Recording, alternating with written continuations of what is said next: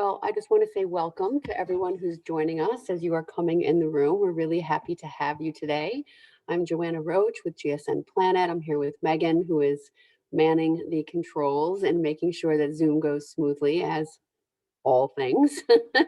And we are really happy to have with us today a really esteemed panel led by Bonnie Baker, who's our former president of our board and a dear friend of GSN, and Jennifer Walsh and Bill Reed. Thank you, also friends of GSN. Really happy to have all of you guys here talking about this very important topic of biophilia.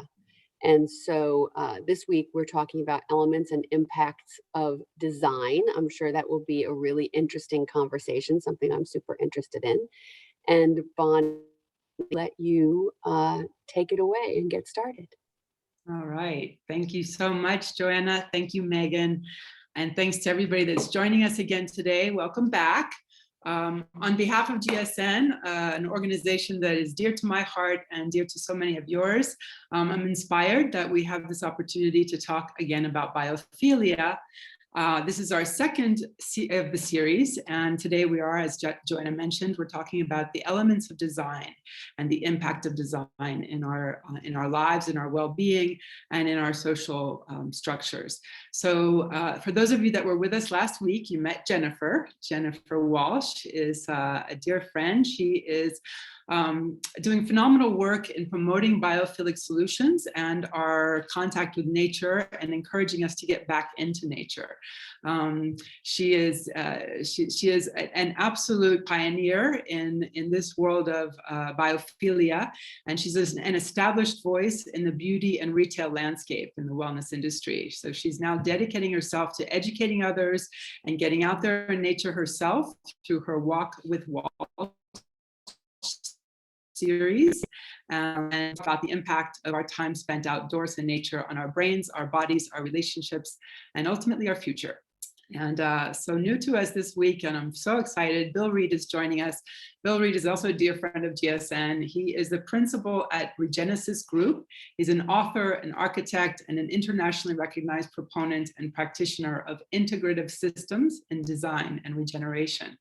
Bill's work is known as regenerative development, and it is a meta-discipline that unifies pattern and understanding practices of ecological design, biophilia, and organizational community transformation into design. He works with big cities, he works with big companies, and he does transformation on all levels of life and interaction.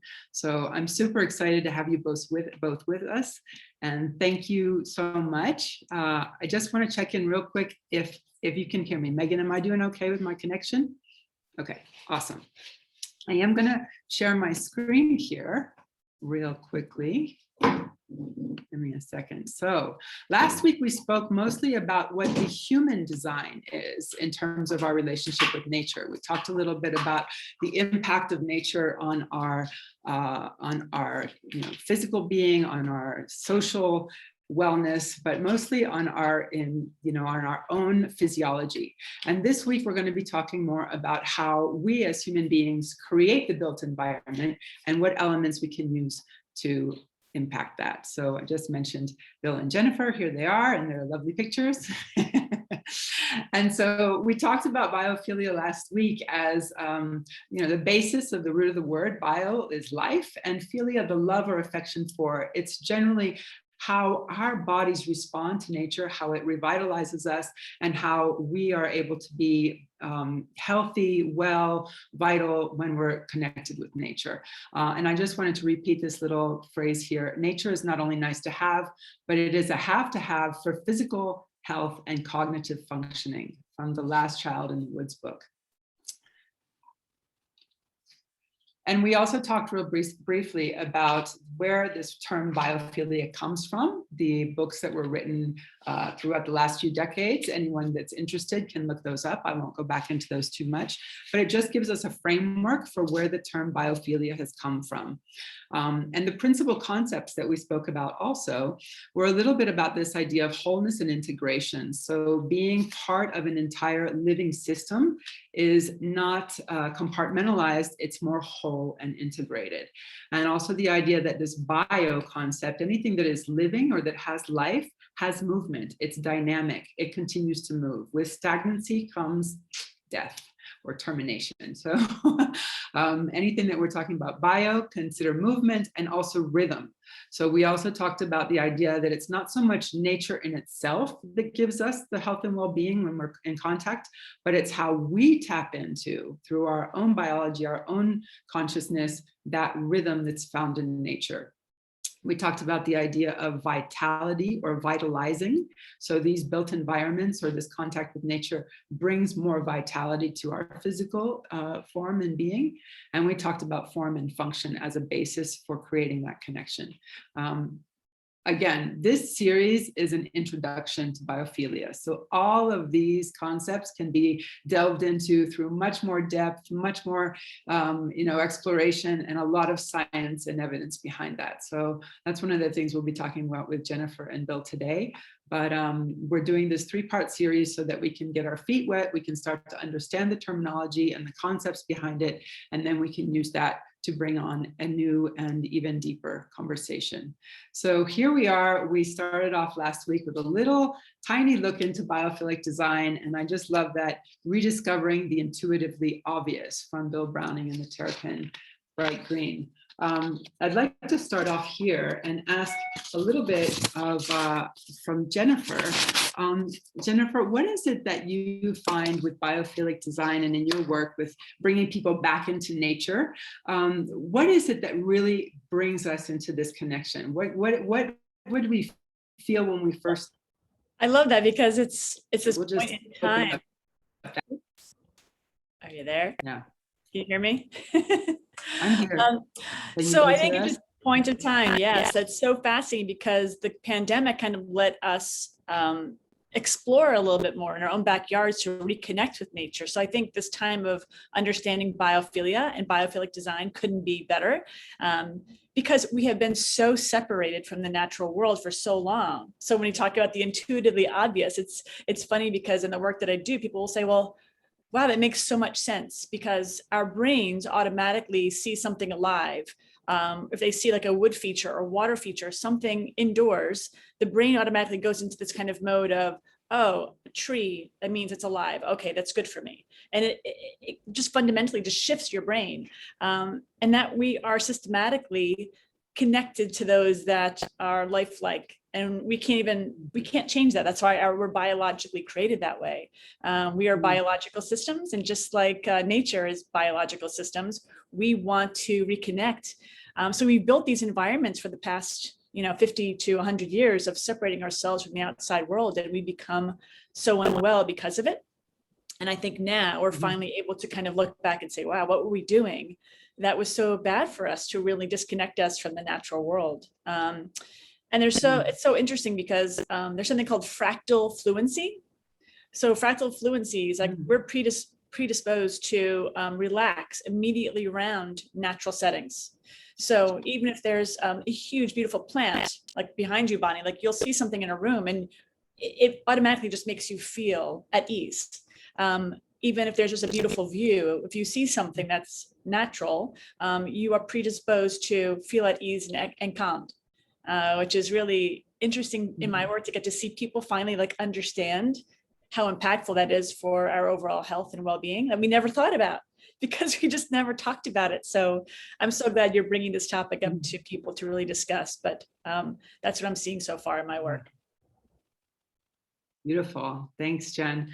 And I'm grateful that you guys are too. And I think it's funny, it's interesting that you just mentioned the cultural perspective, because if you look back, I mean, you said it's about the last 50 to 100 years that we've been separating ourselves in the built environment. But if you look back through cultures, there are cultures, most cultures and traditional people around the world have lived closely with nature, and they've designed closely with nature. They know the insights that are offered through that natural design on our healthy life, on our, in our internal rhythms, and how we can enhance our own well-being through that. So, just a few that come to mind off the top of our heads is Feng Shui and the Vastu Sastra from India.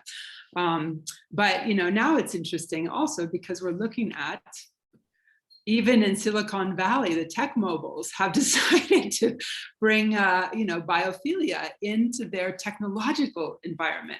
and they know that the importance of that. So that's a very interesting, kind of an interesting paradox that we're starting to notice, that even in those environments, and even where technology is so prevalent in our lives, nature is there to kind of balance that and counterbalance that. So can I add to that? Sure. I got really interesting. Richard Louv told me one time when I interviewed him, he said, the more technologically we become, more technology we have in our lives, more nature we need to counterbalance that divide. So I didn't mean to interrupt you, but just exactly what you just are saying here is so true.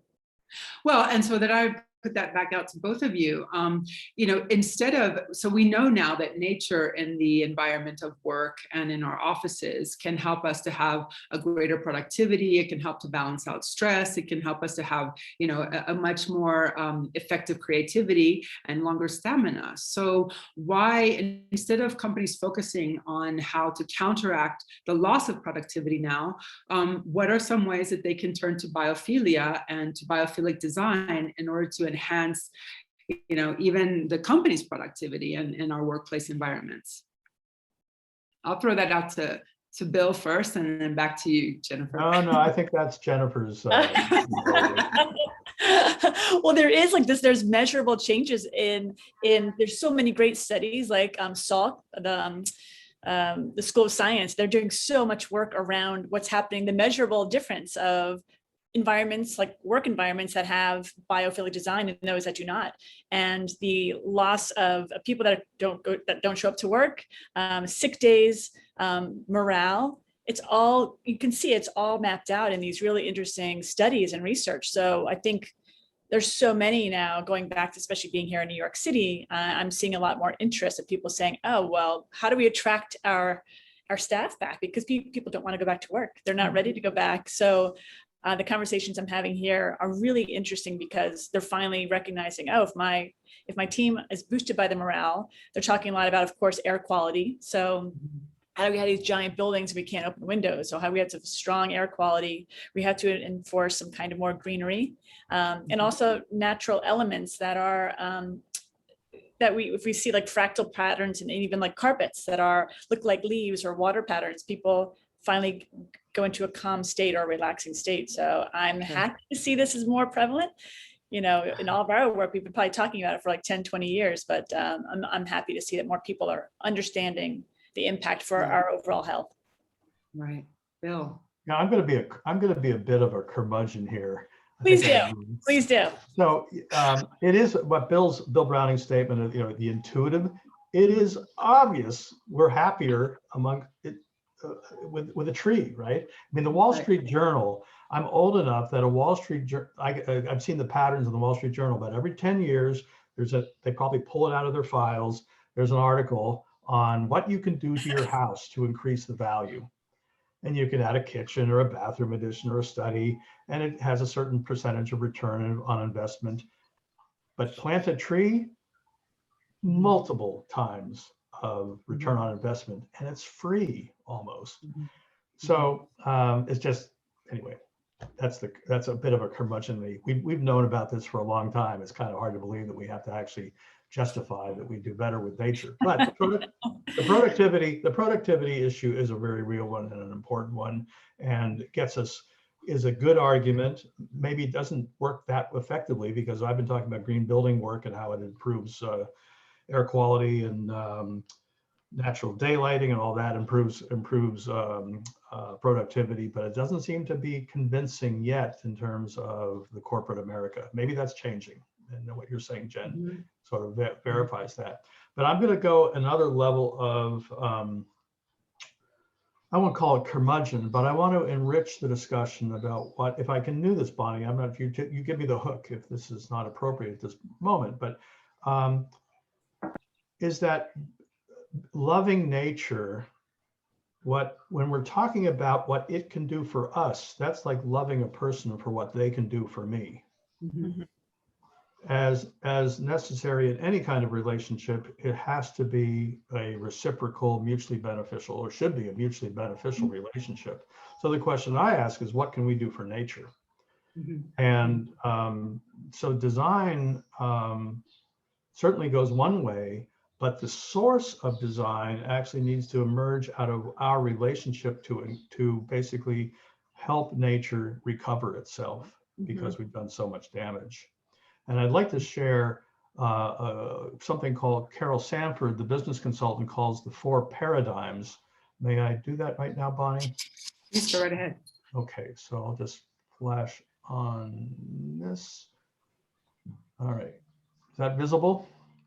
Absolutely. All right. So these are the, I'm going to actually extract these from the slideshow that I just did, show that I did last night. Extract value, arrest disorder, do good, evolve innate capability. What the heck does that mean? So I think let's start with extract value. This is pretty much our general role with nature until recently, is that we rip nutrients out of the soil, we rip minerals out of the rocks, we rip spirit out of our staff in our companies, right, if we're abusing them. Now, that's not necessarily a bad thing if it's reciprocal, right? If we're returning value, that can be a good thing. So this also could be a receive value paradigm. But in general, we're destroying the planet because we're extracting value and not reciprocating. That makes, okay, so I think that's pretty clear. So then the next one, what are we to do? Well, arrest disorder. And this is pretty much where the sustainability movement has been the last 30, 40 years. We're going to slow down the damage. We're going to make things more efficient. And you've all heard the expression, sustainability is a slower way to die. That's not that it's not that we should not be doing that. It's just insufficient. It's part of the story. So then we go to do good. Well, if arresting disorder isn't so good, then doing good must be good. Restoring nature, etc. The doing good paradigm has a shadow side to it, however.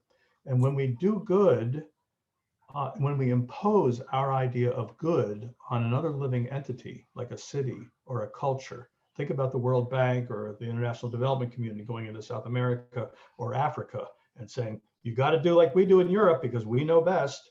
Well, we know how well that works out. So that doing good, the counter to that then is the next paradigm, evolving innate capability. And that needs to be unpacked a little bit. Here's the simple unpacking.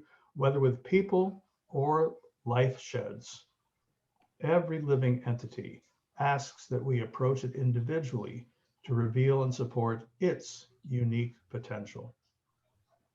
I think that can make sense when we think about our children, right? If my daughter wants to be a dancer, if I actually force her to become a pro tennis player because I'm a frustrated athlete, she's probably going to be on a psychologist's couch most of her life. Or we do this with a culture, right? Well, we know best in Europe. Look at how well that worked out for the First Nations people, indigenous peoples in this culture. So, and of course, our understanding of the land in this culture, we basically exported our understanding of what was good in Europe, which had very little parallel in what was necessary to deal with natural systems and agricultural systems in North America. So, what this asks of us is to begin to understand what innate capability is. A regenerative development is about developing the inherent potential in everyone and every living system we touch. Design emerges from that understanding. So what does that mean? So inherent potential. That kid likely going to be an airplane pilot. Sebastian Sagato's land, when he got burnt out from photographing Rwanda and other disastrous wars sites in the world, retired to his family farm, which had been totally denuded and destroyed. But it did used to look like this. And this is what it looks like 10 years later. Nature will recover itself if we work with her. And of course, we know in COVID, what happened in Beijing and all over the world is systems recovered, the air recovered. And of course, this stream can turn to this. That's only 3 years later by actually understanding the way water worked. So I'll stop with this little mini lecture here, is that every place on the planet is a unique living organism. And before we understand what kind of biophilic relationship we bring into our buildings and design, it's necessary for us to reciprocate that relationship and love nature in the unique ways that it asks of us in each place we live. Then we can actually understand what to bring into our buildings. So all I'm trying to do is say, let's start out here and understand life on his own terms.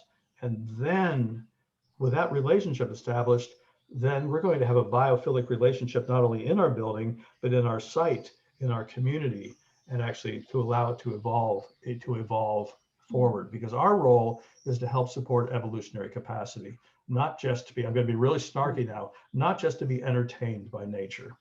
Mm. So Jen, taking nothing away from what you're saying, because everything you're saying is true. Oh, I love what you're saying. It's spot on. Absolutely right. Okay. Absolutely right. So yeah, there's my Well, little... that is, thank you.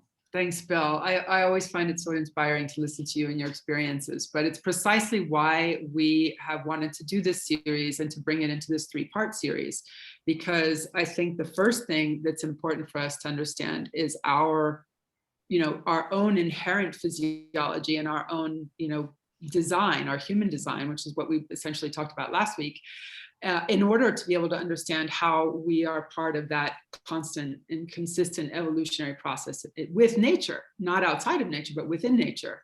And then looking towards the next conversation we have, which is literally the sustenance of the planet for our lives.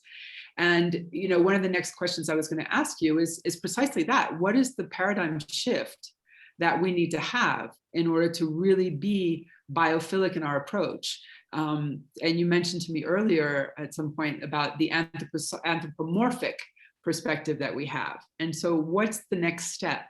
And especially in terms of regenerative design, I find there's a wonderful concept about it, and we're talking about it in beautiful ways in theory, but the implementation, and even for biophilic design, the implementation falls short in terms of how to go about that understanding. Can you talk to that a little bit, Bill? Me or Jen? Yeah, you.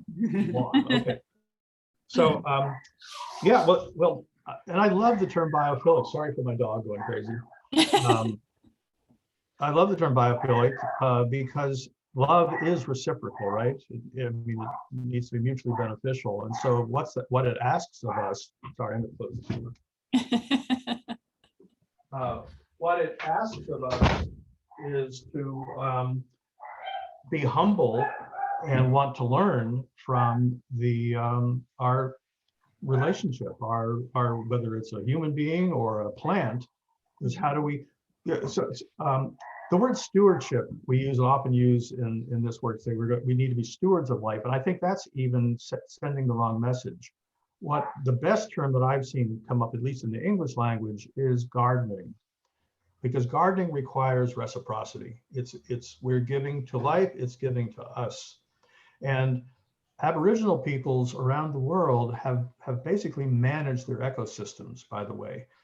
90% of the state of California was a managed ecosystem before Europeans got here. The Miwok people, this is well documented. There are hundreds of case studies now helping us be aware of this, is that humans have a role of consciousness and co-creation with their environment. The Northeast United States was do I have time to go into this quick little story? It might be useful. Sure, yeah, you have. George Day, DEY, in 1953 was the first academician to say, the indigenous peoples knew what they were doing, and he was ostracized and his academic career was destroyed because of this. What he observed is that the chestnut hickory oak forest that was predominated in the northeast corridor of the United States, from North Carolina to Newfoundland, Canada, is now that was what existed before Europeans got here. It then turned into a beech maple forest. And the reason is the native peoples were managing this ecosystem with a fire regimen. And every year in the spring and the fall, they burned the cold fire in the forest. It killed the thin bark beeches and maples, but allowed the thick bark hickories, hemlocks, and oaks to survive. It's a nut-bearing forest. The average number of trees per acre when Europeans got here was 7 trees per acre. Not very much.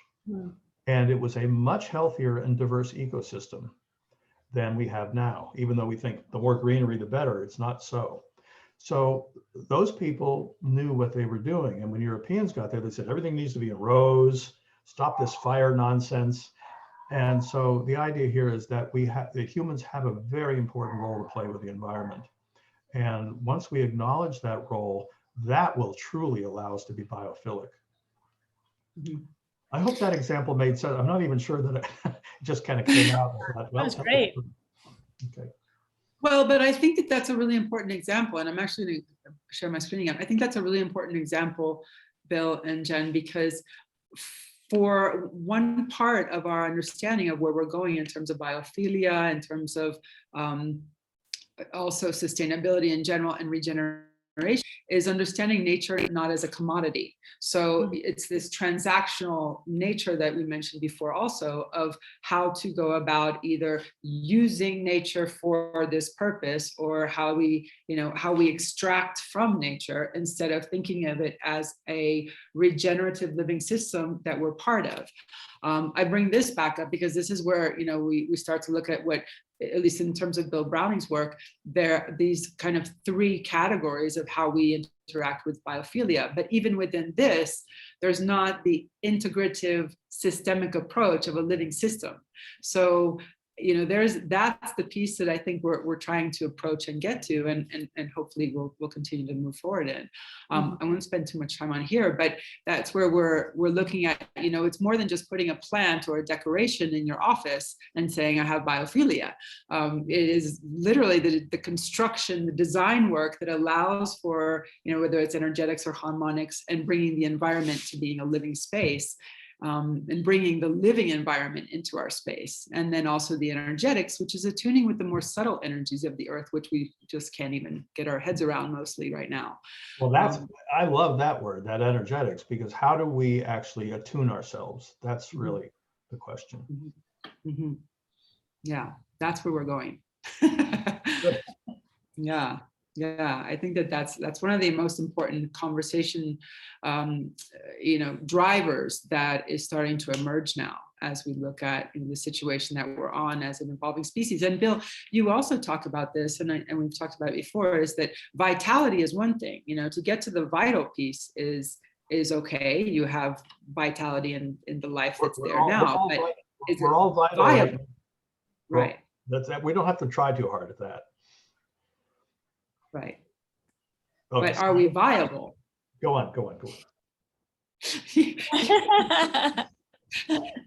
We're both trying for the word. Well, I understand it to be vital, is alive and kind of thriving in your life. But viable is looking at the next generation and being able to say, this is a vital life form that is viable as a, a continuing living species or phenomenon.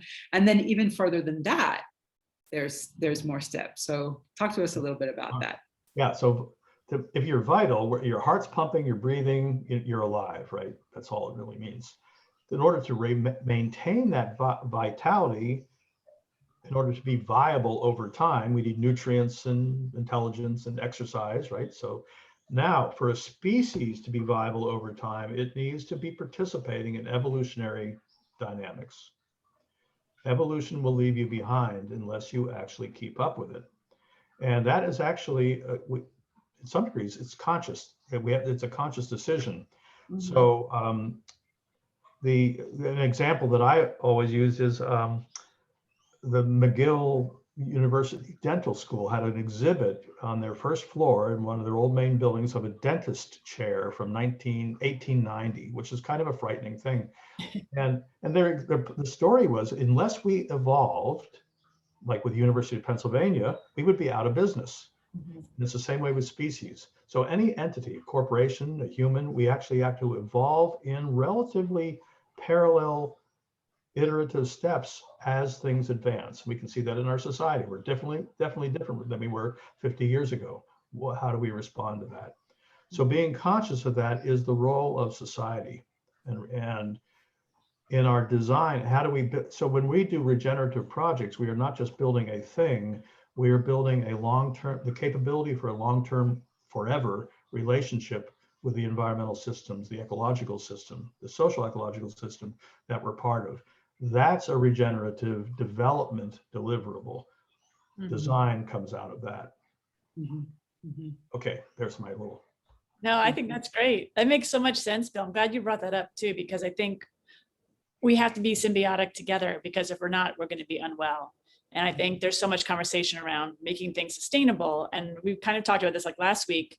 It's always like you just said, the slow way to die. I always think it's like, you can't feel sustainability. You can't touch it. You can't smell it. You can't taste it. So I think it's like doing less harm. But if you put nature at the center of something and you understand it is a part of us, then you can smell it, you can taste it, you can see it, you can understand it a little bit better. So I think the conversation needs to shift more about nature first and not just sustainable, but how do we provide giving more life to that which we're taking? How do we continue to give? And I think this kind of conversation needs to be had more and more, because if we keep taking and we're not giving back, it's not going to work. I like the idea of the gardener, and the gardening is like a great metaphor. I really love that. It's so true. Like, we're going to keep harvesting, but we have to give back to that life.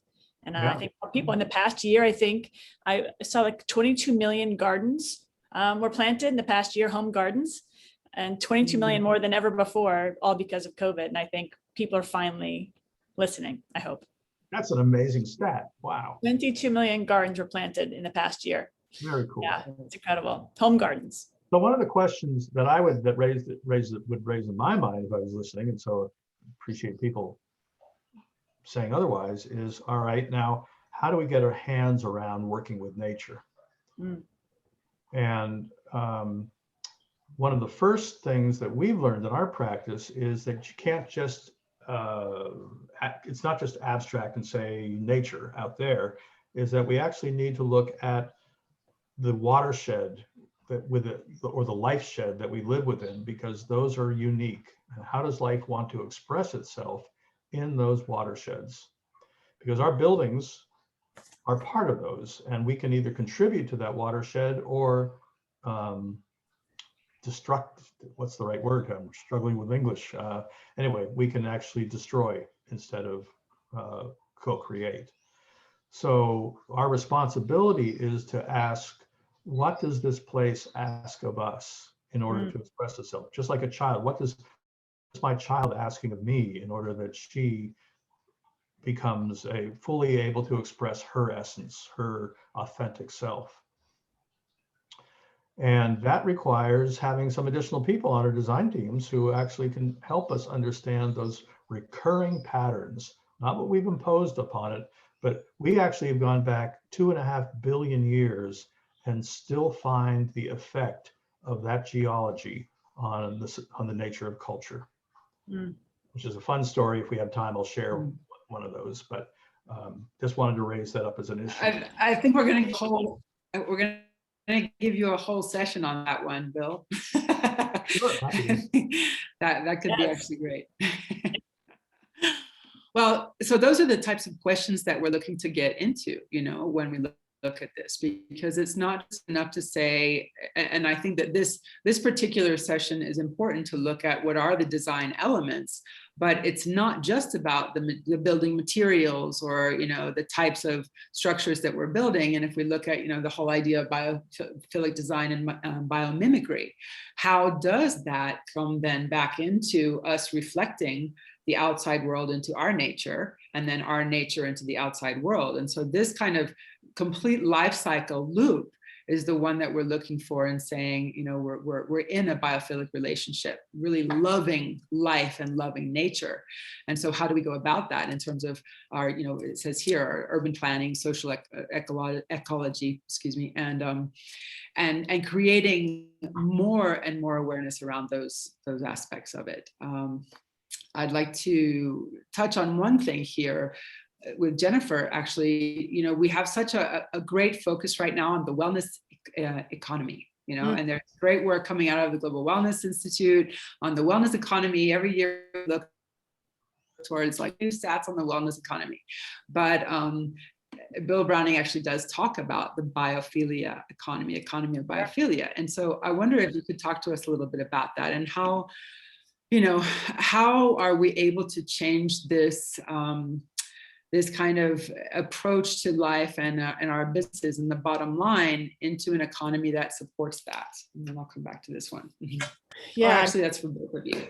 Yeah. No, it's interesting I think about what I built 20 years ago with my first business, and it was fully biophilic in design. I didn't know there was a name for it. I just knew there was a feeling that I had that I wanted to create a space that was exactly biophilic, and it was like wood features and slate features and green walls and lots of wood and water and natural light and so on. But what's interesting too is that there are a lot of studies that now show that in like a retail setting, that if there's nature or natural surroundings, that space, people are often thinking that the prices or the items inside are 20% higher than they actually are. So those without nature are just whatever they are, but if people see natural settings or natural space, along with products being sold, people think it's more expensive, and even though it's not. So I think that's really interesting. And I'm on a lot of these interesting calls about how do we get back to shopping again, which that doesn't really interest me so much, but I'm fascinated about all these conversations that are being had, and the malls that are saying, oh my God, what are we going to do to survive? And I'm seeing a lot of people are now talking about plants or trees, but they're not quite using the word biophilia yet, because they're not quite thinking about biophilic or biophilia. It's how do we get the most maximize, for our dollars, which is a whole different world that I, talk about these days. But I'm trying to get to your question. There's so many different thoughts in my head right now of why biophilia, and especially in retail settings, and especially the city, like living in New York City now and trying to get people to get more in tune with spaces and places.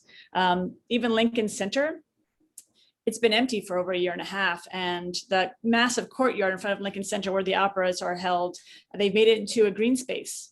So they put down lawns and chairs that are all made out of plants and trees, just to encourage people to come and just be in a space that used to be housed with opera and beautiful musicals. But just so the place doesn't sit dormant any longer, that people can actually sit and come and be in a space that's healthy and separated, but also around nature, which I think is, I love seeing that this is coming more and more to New York. It's really needed here. But people aren't really talking about biophilia or biophilic yet. But I think it's just starting, which is. They are talking about. They are talking about rewilding. Yes. Yeah. Well, I want to pass that question over to Bill, but I also just want to mention here, because it occurs to me that part of what's happening with the biophilic movement or awareness has to do with community, with bringing people together. And so, and I really see kind of these two almost opposing influences, though they're not so much. But this hours and hours in front of our computer screens, we've called it the zombie effect, right? So we're in here in our isolated little boxes for so long, right? And that's the technology that we're living with, which is bringing us together in so many incredible ways. Mm-hmm. But at the same time, the biophilic component of that is bringing us outside again, or back into spaces where we can not only enjoy them on an individual level, but it brings people together, and it brings a community effect, which is not only part of an interaction in the natural world, but it's an interaction in all the other layers of our social life. So economics and associative economics. I mean, you talk about like, how are we going to get people buying again? Well, there's a mindset shift that's also happening towards, where are my values going when my dollar is going somewhere, right? So I think that's almost a parallel with the biophilic movement or awareness that brings to question automatically our economic life. Mm-hmm. And that would be another conversation for a wellness, symposium. So, that definitely calls to me, that piece of community and how we have a shared environment. And Bill, can you speak to that one? Maybe you have thoughts. Yeah, it's okay. Let me maybe give an example of, I think, something that translates into value all around. We were invited to work on a project, a large 1.5 million square foot mixed use project in Chile. And the reason the community everybody was against the developer, because they felt developers destroyed their city, which is one of the great garden cities of the world. Chileans borrowed English traditions, English fashion in the late 1800s. And trees, magnificent trees all over the city. And it was a great vacation area because of it. Well, 30 years ago, they lost that spirit. They had an earthquake, which destroyed their pocketbooks, if you will. And the city has been on a downward decline ever since. And there's no reason it had to be. Trees will live, but they actually forgot what they valued. And so the work that we had to do was actually help people see the potential, again, to bring that back. There was no reason it couldn't be brought back. They had just forgotten how. Mm. And as a result, the community activists who hated the developer, called the developer the enemy, as well as the developer, actually had to learn, and they willingly did so, because they, instead of focusing on the problem of the developer, they focused on the potential of health for the city again. And all we did was reawaken that and give them some prioritized things, ways to work, so that it created a unified government, chamber of commerce, developer, and community activists all pulling their oars in the same direction, which increased the value and quality of life for everybody. Now, it's obviously going to take time to do that, but the fact is that it wouldn't have happened if people had remained in their silos. So what nature has done there is given people a common purpose. And it's a safe one, right? You can't argue with it. Nobody's going to say, no, I hate trees. I mean, some people will, but in general, people are saying, of course, that's what we need, because that place was founded, if you will, on the back of trees. So, okay, I hope that's a useful story. Just again popped in my mind, and I figured, why not share it? All of your stories are useful, Bill. I do want to leave a little bit of time for questions here. So if anybody has a question that they'd like to ask to Jennifer or Bill or any of us, please feel free to pop that in the chat. And you know, what you just said, Bill, and both of you, it leads us to this kind of next phase, like where are we going and what can really be done on a practical level? So we started, you know, with a little bit of an understanding several years ago about sustainability, you know, what is it going to take to be sustainable development, all that. We realized now that we're moving beyond sustainability. We don't want to sustain what we've been doing for so long. So now we're talking about regenerative design, regenerative everything, regenerative cells. You know, everything can be regenerative and regenerative and regenerating on an ongoing basis, but also this idea of ontological. And I'm not sure if that's a terminology that any of us were that familiar with, but if you are, and Bill and Jennifer, that could be something to also either talk about here or lead us into our next week conversation. Because what occurs to me is that through biophilic design and practices and regenerative practices, we're beginning to understand ourselves through what we're manifesting in the world outside. And that's a little bit about this ontological idea, is that we, as this quote here from Tony Frey says, we are designers and are being designed. So it's like, all that is becoming, and all that is becoming is already, you know, that life cycle and that circle of life.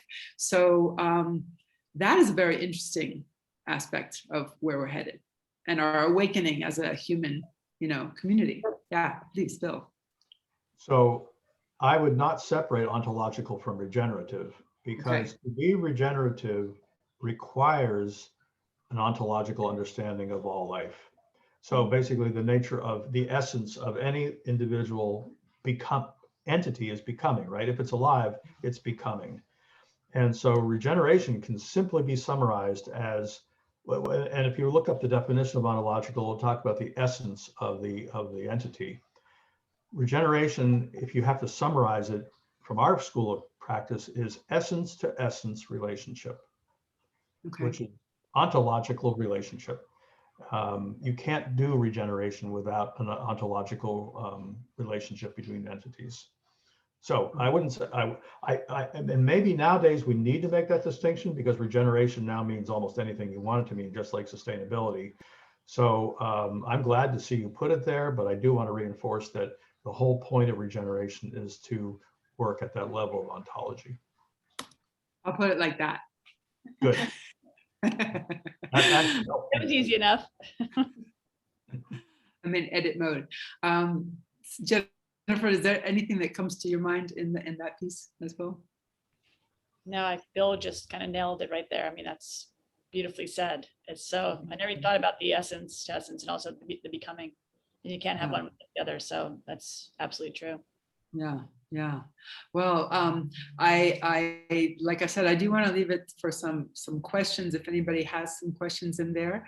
And I'm not sure if that's a question that just came up. that a question? Yeah, it's a question. Okay, I'm going to read this question out loud. It says, if you already have an office, what are some ways you can incorporate biophilic design into your existing space, locating elements in your local native environment? Love that question. Bill, you want to go? I think that's your bailiwick, Jen. No, I think that's the key, right? It's your local or regional area where you are. So how do you create a space that will reflect the actual physical locality of where you are? So the simple things is also understanding like how much light you're getting, your daylighting. I think daylight is a very big part of how you're feeling and your mood, not only your circadian rhythm, but also it's a huge mood lifter and booster, and also helps with cognition. So I think thinking about your light, of course, plants are a huge part, but again, I know this is also hard to do depending on how much space you have, but plant life really, really helps. And also to understand airflow and what kind of air you have and if it's healthy and good air. Bill, go ahead. Yeah, I just was thinking about, as you were speaking, that one of the cool, one of the early buildings at the university I attended had intentional differentiation of air movement through the building. So you felt, gee, I'm outside, the wind, which I thought was a great technique. Yeah. Sound too. You kind of forget about sound is a huge, huge part of, here I am. I'm hoping you guys don't hear all the traffic outside my window, but sound plays such a huge part of biophilia. And, at night I play nature sounds in the evening when I go to bed at night.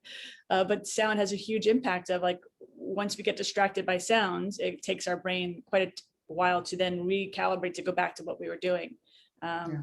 So we always often forget about sound. Yeah.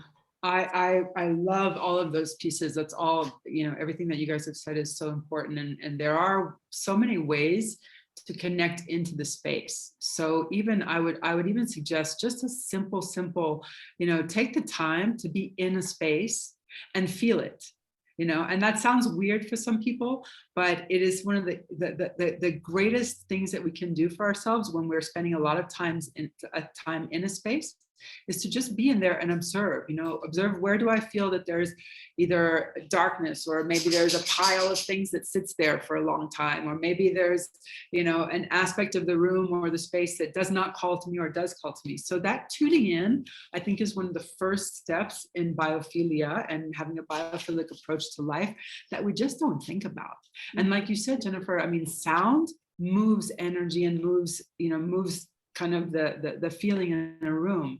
Other elements we can bring in, water, it's the whole feng shui thing, because that really comes from an understanding of space. But I have a friend here on the call today. She has a beautiful property in California. And one of the first things they did was to just go into the property and look at the palette, the color palette. What do the leaves represent? What is there found on the property that just speaks to you about form and function? What kind of leaves are there. We do a class called Goetheanistic observation, and it's just about observing, watching and observing and feeling into a plant or a space or a natural environment. So I think that's one of the main things that we can do to just get started, and just get your feet wet, and then you let that sense, that biological sense guide you as well. Does it feel like an opening, or does it feel like a closing? So anyways, I'm a body worker. You can tell. That's where I go. That's good. Yeah. Any other questions out there? Great. Well, I would like to ask both of you, Jennifer and Bill, if you could design your space or your environment that you'd like to, see manifest in the world, and that you'd like to have your kind of biophilic ideals brought into, what would that be? What would that look like for you guys that you'd bring into the world? Want me to go first, Bill? Sure. Well, I'll be honest, I'm moving into my tent next week, so I'm pretty excited about that. That is a space and place for me that really reconnects me to in a way that I can't, experience here in New York City. So I get to go to my beach tent and I'll be living there for most of the summer. And I don't wear shoes very often, and I'm reconnected to the ground, and I get to rise with the sun every day and go swimming. So that's very much in a space and place where I feel so energized and so full of life when I'm there. So I'm excited that next Monday I'll be moving in. So that's that's the place I would design. It's already kind of there and I get to move in. But in my apartment, that's a whole other thing. I would love to have more closeness to nature, even though I have a beautiful view out my window of just streets behind me of just trees after trees after trees. So I'm very lucky, even though I live in this concrete jungle, I look at my window and I see nothing but trees and not many buildings. They're in the distance, but I feel very lucky for that. Okay, Bill, it's your turn. Wow, I'm envious, Jen. Sounds great. I guess I'm assuming it's a little bigger than a pup tent, right? It's a 20-foot by 20-foot tent, and then there's a cabin attached to it that does have a kitchen and a bathroom and a little tiny. Pretty sybaritic. Okay, I get it. So I've always wanted to be I'm an architect, and I've always wanted to be an architect ever since I've been a little kid, because I wanted to control my environment, right? It was about I realized, if the city isn't a healthy city where I am, then my building isn't going to be very successful. And pretty soon after that, I realized if the environment that the city's setting in isn't healthy, then the city's not going to be a very good place to live. Mm-hmm. So that's what allowed me to move out into this larger world of ecological design. And so I would say that in order for me to feel comfortable in my home is that our community has to be working together to create this healthy, dynamic, and diverse ecology. And that's a noble aspiration. I haven't achieved it yet, but in the cities we work in, that's what we try to do. But in my own town, not yet. So that's my aspiration. Love it. Makes sense. Awesome.